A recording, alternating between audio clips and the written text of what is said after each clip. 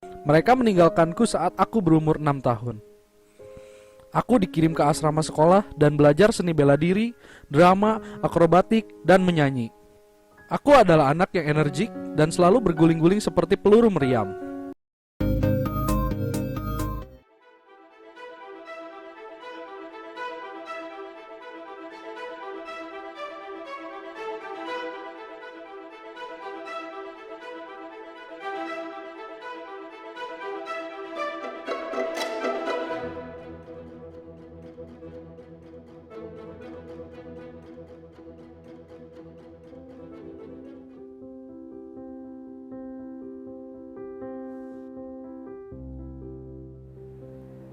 Kelahiran seorang bayi biasanya disambut dengan berbagai persiapan yang menyibukkan orang tuanya, terlebih itu bayi pertama.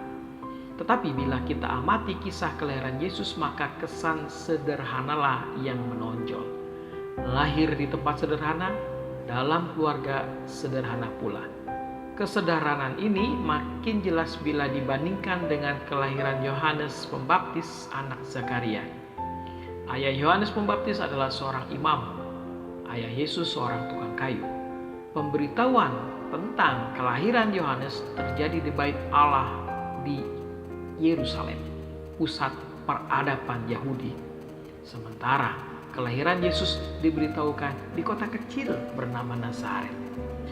Kelahiran Yohanes terjadi di rumah, sedangkan Yesus lahir di sebuah kandang hewan. Bayi Yohanes diletakkan di tempat tidur nyaman, sementara bayi Yesus di palungan. Kelahiran Yohanes dirayakan kerabat dan tetangga, sedang kelahiran Yesus hanya dihadiri para gembala yang merupakan kelompok orang sederhana. Ini terjadi karena Yusuf dan Maria harus pergi meninggalkan Nazaret ke kota asalnya, yaitu Bethlehem, untuk mendaftarkan diri dalam sensus yang diadakan pemerintah Romawi saat itu. Namun demikian, kelahiran Yesus mengundang kehadiran malaikat surgawi yang menyatakan bahwa kelahiran Yesus merupakan kesukaan besar untuk seluruh bangsa. Tetapi bukan kesederhanaan yang menjadi topik penting kisah kelahiran ini. Dia yang lahir, itulah yang memberi makna yang penting. Karena Yesus lahir, maka ada harapan bagi dunia ini untuk tidak tenggelam dalam dosa dan tidak terjerat dalam belenggu maut. Kelahiran Tuhan Yesus memberikan kesempatan pada dunia untuk beroleh kasih karunia Allah. Ia membuka jalan bagi manusia untuk berdamai dengan Bapa.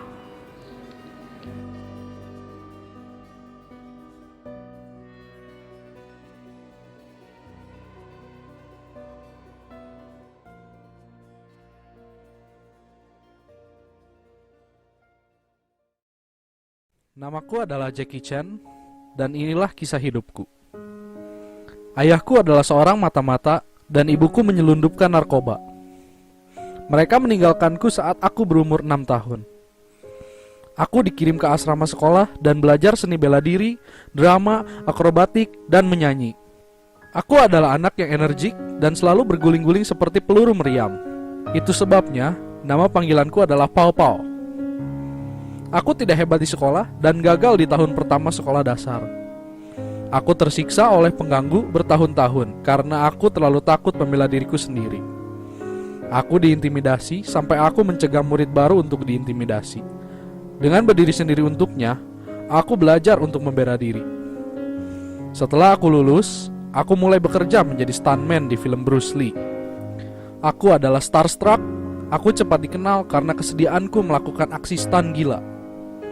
Setelah Bruce Lee meninggal, aku adalah bintang dari beberapa film kungfu. Setiap orang gagal. Aku tidak bisa meniru gaya bela diri Bruce Lee yang populer.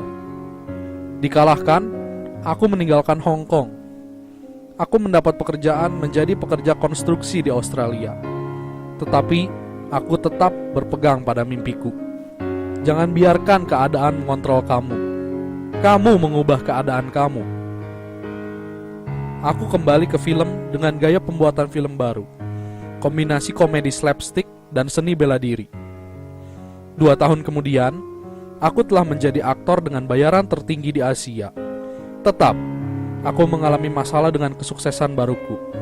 Orang-orang yang dekat denganku menipuku jutaan dolar. Aku biasa membawa senjata dan granat untuk menjaga diriku sendiri dari geng-geng yang menginginkan uang dariku.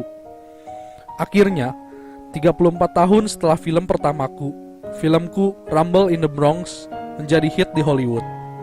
Aku berumur 42 tahun.